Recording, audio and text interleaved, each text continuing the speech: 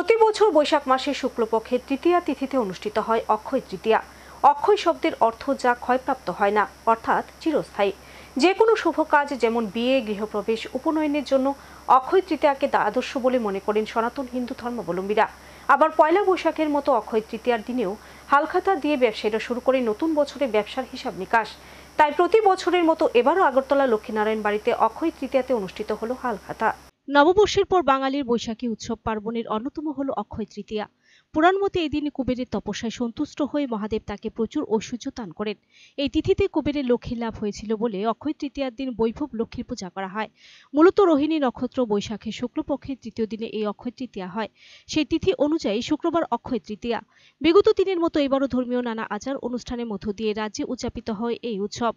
অক্ষয় তৃতীয়ার অন্যতম একটি পর্ব হল হালখাতা। বাংলা নববর্ষের পাশাপাশি এই অক্ষয় তৃতীয়াতেও অনেক ব্যবসায়ী নিজেদের প্রতিষ্ঠানে কিংবা মন্দিরে ব্যবসার উন্নতির লক্ষ্যে হালখাতা যাত্রার মধ্য দিয়ে নতুন বছরের হিসাব নিকাশ শুরু করেন। এমনটি দেখা গেল রাজধানী আগরতলা লক্ষ্মীনারায়ণ বাড়ি মন্দিরে।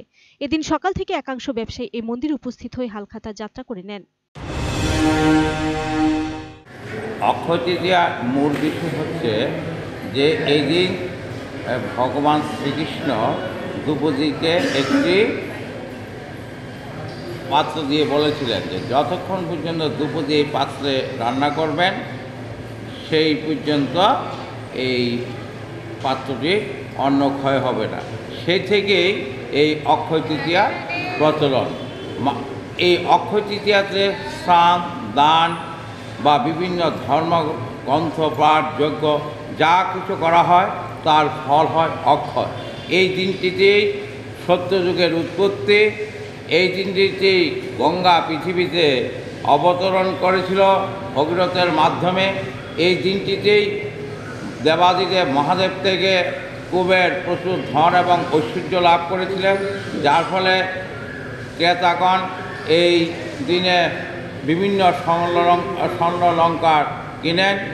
যারা পয়লা বৈশাখে হালখাতা করতে না পারেন তার বিকল্প হিসাবে আজকের এই সত্যযুগের উৎপত্তির দিনে, যেখানে পরশুরামের অবতারের সৃষ্টি হয়েছিল বা মায়াবতী দেবীর সৃষ্টি হয়েছিল বা জবের সৃষ্টি হয়েছিল, এই পুণ্য তিথিতে আজকে অনেক ব্যবসায়ীগণ হালখাতা যাত্রা করেন। Video report search entertainment.